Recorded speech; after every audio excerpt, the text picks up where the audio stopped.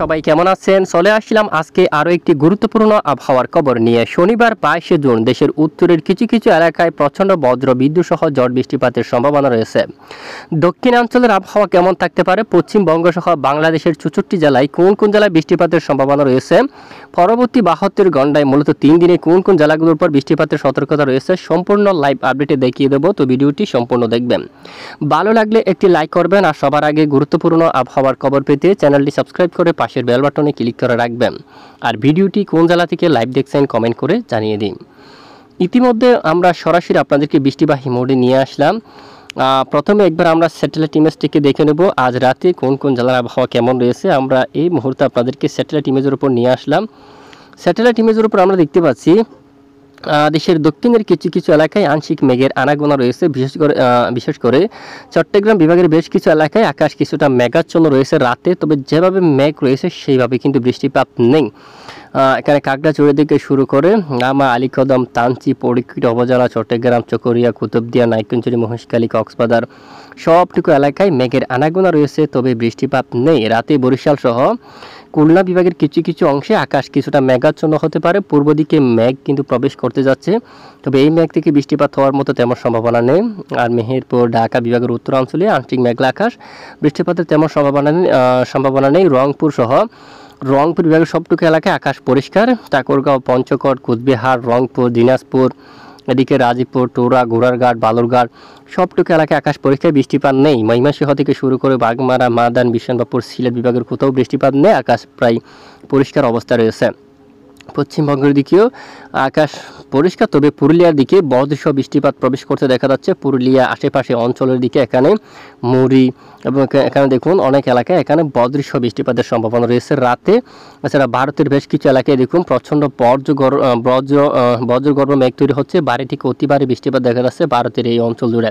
বাংলাদেশের উপর সেরকম বৃষ্টিপাত নেই, তবে 22শে জুন নাগাদ বৃষ্টিপাতের সম্ভাবনা দেখা যাচ্ছে দেশের উত্তরের কিছু কিছু অঞ্চল জুড়ে। এরই মাঝে দেখুন বর্ষাকাল থেকে মূলত কিছুটা বৃষ্টিপাতের সম্ভাবনা রাতে পঞ্চগড় অথবা রংপুর বিভাগের উত্তরে কিছু কিছু অংশে, কোচবিহার, গোলাপাড়া, ডুবরি, দিকে গাইবান্ধা বা রাজীবপুর কিছু কিছু অঞ্চল জুড়ে, বিশনবাপুর, সিলেট বিভাগের কিছু কিছু এলাকায়, তবে সব জায়গায় নয়, কিছু কিছু এলাকায় কিছুটা বজ্র বিদ্যুৎ সহ বৃষ্টিপাত থাকতে পারে। এরপরে আবারও বাংলাদেশের বেশ কিছু এলাকায় আকাশ পরিষ্কার হয়ে যেতে পারে। আংশিক স্থানে মেঘ তৈরি হয়ে দেশের কিছু কিছু এলাকায় ক্ষুদ্র মেঘ তৈরি হয়ে বৃষ্টিপাত থাকতে পারে। বেশিরভাগ এলাকায় বৃষ্টিপাত না থাকারও সম্ভাবনা কিন্তু রয়েছে। এবং মেঘলা মোডে আমরা একবার দেখব কেমন থাকতে পারে আকাশ। এবং শনিবার 22শে জুনের আপডেটে চট্টগ্রাম বিভাগের দিকে কিছুটা মেঘলা আকাশ থাকতে পারে, পরবর্তীতে আবারও পরিষ্কার। চট্টগ্রাম, পরিকৃত উপজেলার এদিকে কাকড়াছড়ি, আর এদিকে দেখুন চকরিয়া, কুতুবদিয়া, টেকনাফ এবং সমুদ্র অঞ্চলে কিছুটা আকাশ মেঘাচ্ছন্ন। পশ্চিমবঙ্গ সহ বাংলাদেশের খুলনা, বরিশাল অথবা মেহেরপুর, রাজশাহী এখানে আকাশ পরিষ্কার থাকতে পারে এবং পরবর্তীতে বেলা বাড়ার সাথে সাথে কিছুটা মেঘ তৈরি হয়ে বরিশাল, খুলনা, চট্টগ্রাম বিভাগের বিভিন্ন এলাকায় আকাশ কিছুটা মেঘাচ্ছন্ন হতে পারে। ঢাকা বিভাগ, ময়মনসিংহ, টোরা অঞ্চল এদিকে এখানে আকাশ কিছুটা মেঘাচ্ছন্ন হয়ে যাওয়ার সম্ভাবনা কিন্তু দেখা যাচ্ছে। এবং ঠিক বিকেল বা রাতের দিকে আসলে আকাশ আংশিক মেঘলানি পরিষ্কার থাকতে পারে। দেশের দু এক স্থানে বৃষ্টিপাত থাকতে পারে, বেশিরভাগ এলাকায় বৃষ্টিপাত না থাকারই সম্ভাবনা। সমুদ্র অঞ্চলে বৃষ্টির মাত্রা অনেকটাই কমে গেছে, তেমন ঝড় বৃষ্টিপাতের সম্ভাবনা কিন্তু দেখা যাচ্ছে না। তো বজ্র বৃষ্টি মোড়ে যাচ্ছি আমরা। রবিবার 23শে জুনের আপডেটে বৃষ্টিপাত থাকতে পারে স্থানীয় আকারে, কিছুটা বজ্রসহ ভারী বৃষ্টিপাত এখানে কোচবিহার, ডুবুরি অঞ্চল, গোলাপাড়া, তারপর এখানে বঙ্গাইগাঁও, পাঠশালা এই অঞ্চল দিয়া রংপুর বিভাগের উত্তরাংশে। এবং এখানে দেখুন কিছু কিছু এলাকায় মূলত উত্তরে বিক্ষিপ্ত বজ্রসহ বৃষ্টিপাত থাকতে পারে। দেশের অন্যান্য এলাকায় বৃষ্টির সম্ভাবনা খুবই কম থাকতে পারে, আংশিক মেঘের আনাগোনা থাকতে পারে, বৃষ্টির তেমন সম্ভাবনা নেই।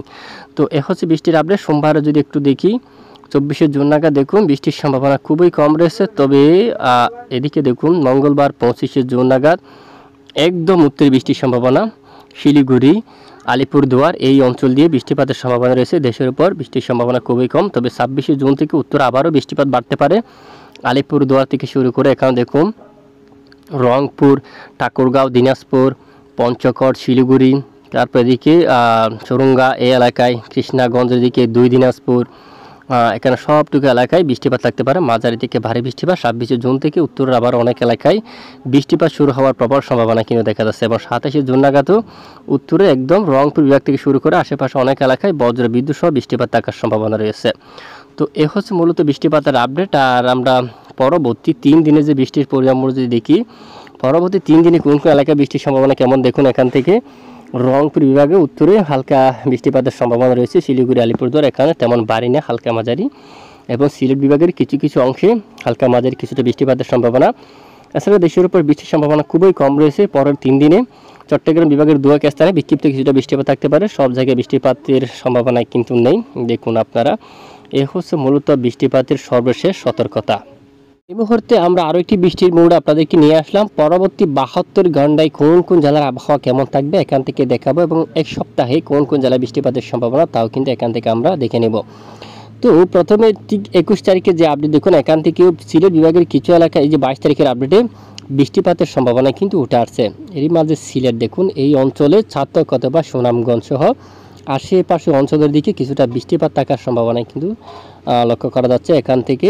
তাছাড়া উত্তরে কিছুটা মেঘের আনাগোনা, মেঘলা আকাশ থাকতে পারে, বৃষ্টির সম্ভাবনা খুবই কম। দুয়েক অঞ্চলে এখানে যে হলুদ সবুজ কালার যে মেঘ দেখতে পাচ্ছেন, এই মেঘ থেকে কিছুটা বৃষ্টিপাত হতে পারে যে কোনো স্থানের দিকে, এগুলা হচ্ছে বৃষ্টিবাহী মেঘ, এরকম বৃষ্টিপাত থাকতে পারে। এবং 23শে জুনের যে আপডেট রয়েছে সেখানে কিছুটা বৃষ্টিপাতের সতর্কতা আমরা দেখতে পাচ্ছি একদম এই যে এই সিলেট বিভাগের দিকে। আবারও সিলেট বিভাগের দিকে কিছুটা হালকা মাঝারি বৃষ্টিপাতের সম্ভাবনা থাকছে। সিলেট, ছাতক, সুনামগঞ্জ 23 তারিখ নাগাদও বৃষ্টিপাতের কিছুটা সম্ভাবনা রয়েছে। সিলচার সহ আশেপাশে এলাকার দিকে বৃষ্টিপাতের সম্ভাবনা। আর দক্ষিণ অঞ্চলে মেঘের আনাগোনা থাকতে পারে। চট্টগ্রাম বিভাগের উপকূলীয় অঞ্চল মেঘের আনাগোনা, বৃষ্টির তেমন সম্ভাবনা নেই। খুলনা বিভাগ, কলকাতা সহ পশ্চিমবঙ্গের দিকে দেখুন বৃষ্টির সম্ভাবনা খুবই কম রয়েছে।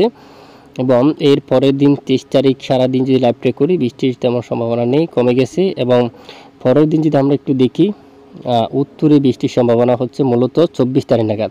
24 তারিখ নাগাদ এখানে কিছুটা বৃষ্টিপাতের সম্ভাবনা রয়েছে, বিশেষ করে আলিপুরদুয়ার ধরেন, বঙ্গাইগাঁও এই এলাকার দিকে, রংপুর উত্তরে বেশ কিছু এলাকা জুড়ে এখানে কিছুটা বৃষ্টিপাতের সম্ভাবনা রয়েছে 24 তারিখের আপডেটে।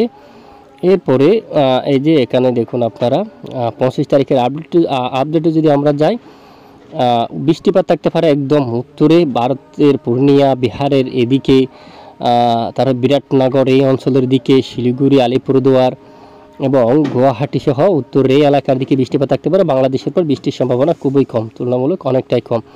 এবং চট্টগ্রাম বিভাগের দিকে একটু বৃষ্টিপাতের সম্ভাবনা দেখা যাচ্ছে, সেটি হচ্ছে আগামী 25শে জুন নাগাদ।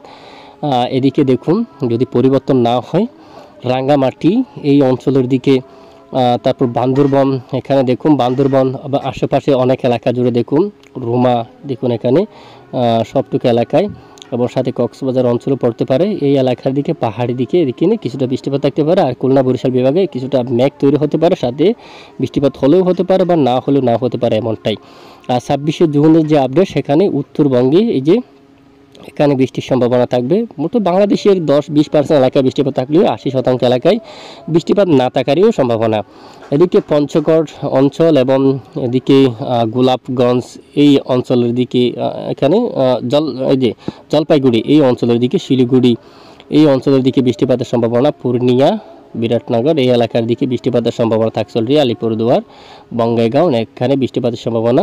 বাতপাড়া এবং গুয়াহাটি উত্তরে এই সমস্ত এলাকায় বৃষ্টিপাতের সম্ভাবনা। এই যে রংপুর বিভাগের অনেক এলাকায় বৃষ্টিপাত থাকার সম্ভাবনা। এবং এরপর আরেকটা বৃষ্টির যে সম্ভাবনা দেখা যাচ্ছে, সেটি একদম 26 তারিখ নাগাদ আবার রয়েছে এখানে ঢাকা বিভাগের কিছু অংশে, এবং কুমিল্লা, নারায়ণপুর এই এলাকার দিকে, তারপরে এখানে নোয়াখালী, ফেনী এবং বেলুনিয়া, উদয়পুর, তারপর আমরাপুর, এখানে সাগরনাইয়া, ত্রিপুরার এই অঞ্চলের দিকে কিছুটা বৃষ্টিপাতের সতর্কতা কিন্তু লক্ষ্য করা যাচ্ছে। এ হচ্ছে বৃষ্টিপাতের মূলত এক সপ্তাহের সতর্কতা।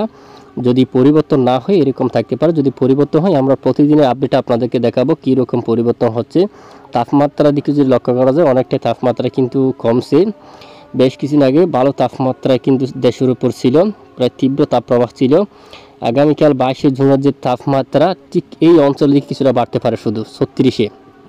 এখানে আসানসোল রয়েছে, পুরুলিয়ার সাইডে 35, আর বর্ধমান 33 পর্যন্ত তাপমাত্রা এইসব এলাকায়। মেদিনীপুরের দিকে 33 পর্যন্ত, হালদিয়া 33, উত্তর 24 পরগনা, দক্ষিণ 24 পরগনা 32, পূর্ব মেদিনীপুর, পশ্চিম মেদিনীপুরে একই অবস্থা। নদিয়া, এখানে নদিয়ার দিকে 32, এবং মুর্শিদাবাদে যদি আমরা যাই সেখানেও 33 পর্যন্ত থাকতে পারে। আর বাংলাদেশের খুলনা বিভাগে দেখুন 32-এ তাপমাত্রা, আশেপাশে খুলনা বিভাগের আশেপাশে অঞ্চলীয় 32, কিছু এলাকায় 31 এখানে সুন্দরবন সহ বরগুনা সাতক্ষীরা এখানে এবং 31 রয়েছে। আর রাজশাহী বিভাগ যদি আমরা একবার দেখি, রাজশাহী বিভাগে 31-এ তাপমাত্রা অবস্থান করার সম্ভাবনা দেখুন একবার, আশেপাশে সবটুকু এলাকায় 31 বা 32, রংপুরে 32 পর্যন্ত যাচ্ছে, এখানে 32 পর্যন্ত, এদিকেও 32 এবং জামালপুরের দিকে 32 থাকছে। ঢাকা বিভাগে 31-এ তাপমাত্রা থাকার সম্ভাবনা। ময়মনসিংহ এখানে 32, শেরপুরেও 32 পর্যন্ত তাপমাত্রা থাকতে পারে। সিলেট বিভাগে 33 পর্যন্ত তাপমাত্রা উঠতে পারে, কিছুটা তাপমাত্রা সিলেট বিভাগে বাড়ছে, তবে গুমট অস্বস্তিকর ব্যবসা গরমও থাকতে পারে। সিলেট বিভাগ, ঢাকা বিভাগের উত্তরাংশে, দেশের পূর্বাঞ্চল ত্রিপুরা অঞ্চলে, চট্টগ্রাম বিভাগের দক্ষিণে কক্সবাজার, এখানে আংশিক অস্বস্তিকর গুমট ব্যবসা গরম থাকতে পারে। আর এদিকে ঢাকায় 31-এ, কুমিল্লায় 32, চট্টগ্রাম বিভাগের পাহাড়ি অঞ্চলে 33-এ তাপমাত্রা থাকবে। আর উপকূলীয় অঞ্চলে 30 ডিগ্রি সেলসিয়াসে তাপমাত্রা অবস্থান করার সম্ভাবনা। এ হচ্ছে তাপমাত্রার আপডেট। এবং এর পরের দিন যদি দেখি আমরা 23 তারিখের আপডেটেও তাপমাত্রা তেমন নেই, স্বাভাবিক। এরপরে আমরা যাব 24 তারিখের আপডেটে। 24 তারিখের আপডেটেও দেখা যাচ্ছে তাপমাত্রা যে এই যে 36, পশ্চিমবঙ্গের পুরুলিয়া সহ বাংলাদেশের উপর 33 পর্যন্ত তাপমাত্রা, তেমনভাবে তাপমাত্রা বাড়ছে না, তবে তাপমাত্রা ব্যাপক আকারে পাকিস্তানে দেখুন 44 ডিগ্রি সেলসিয়াস তাপমাত্রা। দিল্লির পর নিউ দিল্লি প্রায় 41-এ, কানপুর এদিকে দেখুন 39-এ, এখানে ব্যাপক গরম দেখুন, তীব্র তাপপ্রবাহ কিন্তু রয়েছে। স্যার বাংলাদেশের উপর তাপমাত্রা কিন্তু অনেকটাই কমে গেছে, গত কয়েকদিন আগে ভালো তাপমাত্রা কিন্তু ছিল 37-38 পর্যন্ত, পশ্চিমবঙ্গের 41 পর্যন্ত তাপমাত্রা ছিল, ইতিমধ্যে তাপমাত্রা অনেকটাই কমতে দেখা যাচ্ছে। আর একটু আমরা দেখব জোড়ো বাতাস, কোন কোন এলাকায় দমকা বাতাস বা হাওয়ার দাপট থাকতে পারে। আমরা বায়ু মোডে চলে আসতেছি অলরেডি। প্রিয় দর্শক, আমরা বায়ু মোড থেকে দেখতে পাচ্ছি মূলত 22 জুন বা 23 জুন হাওয়ার দাপট কেমন থাকবে দেখুন। এখানে বাংলাদেশের দক্ষিণ উপকূলীয় সমুদ্র অঞ্চলে 23 কিলোমিটার পর্যন্ত, এখানে হাওয়ার দাপট 25 কিলোমিটার পর্যন্ত, দমকা হাওয়া আকারে 35 পর্যন্ত যেতে পারে। সেটা বাংলাদেশের কোথাও জড়ো বাতাস নেই, দমকা বাতাস নেই। কলকাতা সহ এখানে দেখুন স্বাভাবিক অবস্থায়, একদম লো অবস্থায় থাকতে পারে। ঢাকা বিভাগের উত্তরাঞ্চল, রাজশাহী, রংপুর হাওয়ার দাপট স্বাভাবিক, তেমন দমকা বাতাস নেই। এবং এখানে দেখুন 4 কিলোমিটার, সিলেট বিভাগে 5 কিলোমিটার, এদিকে একটু বাতাস থাকতে পারে 12 কিলোমিটার পর্যন্ত সর্বোচ্চ। এবং দেখুন পুরো দিনটা যদি লাইভ ট্রেক করি, এখানে কিছু কিছু অংশে 11 কিলোমিটার পর্যন্ত স্বাভাবিক বাতাসের গতিমাত্রা থাকতে পারে, 10 কিলোমিটার। আর এদিকে দেখুন 12-13 কিলোমিটার, ঢাকায় 11 কিলোমিটার, এখানে বেশিরভাগ সময় 12 কিলোমিটার, সব সময় এরকম বাতাস থাকতে পারে। এবং দমকা হাওয়া আকারে 25 কিলোমিটার পর্যন্ত যেতে পারে, বা কিছুটা দমকা মারলে 25 কিলোমিটার পর্যন্ত যাবে ওইরকম। আর উত্তরে তেমন দমকা বাতাস কিন্তু একদম নেই। এর পরের দিন যদি দেখি, পরের দিনও দেখুন এই যে 11-12 কিলোমিটার এরকম বাতাস, স্বাভাবিক অবস্থায় বাতাস থাকতে পারে, 14 কিলোমিটার। এদিকে একটু হাওয়ার দাপট বেশি থাকতে পারে, দমকা জড়ো বাতাস কিন্তু চট্টগ্রাম বিভাগের এই অঞ্চলে থাকতে পারে। এই সবটুকু এলাকায় ঝড়ো বাতাস থাকতে পারে, অন্যদিকে ঝড়ো বাতাস নেই। এর পরের দিন যদি যাই, উপকূলীয় সমুদ্র অঞ্চলে জড়ো বাতাস থাকবে, দেখুন এই যে সাদা একদম হলুদ কালার, এই সব হচ্ছে জড়ো বাতাস, দমকা বাতাস। এখানে কিন্তু দমকা বাতাস থাকবে, অন্যান্য এলাকায় তেমনভাবে দমকা বাতাস থাকার সম্ভাবনা নেই, স্বাভাবিক বাতাসের গতিমাত্রা থাকতে পারে। এবং চট্টগ্রাম বিভাগের উপকূলীয় অঞ্চল সহ এখানে প্রতিদিনই দমকা বাতাস থাকতে পারে কিছুটা। তো এ হচ্ছে মূলত আজকের আবহাওয়ার গুরুত্বপূর্ণ রিপোর্ট। এতক্ষণ আমাদের সাথে থাকার জন্য ধন্যবাদ।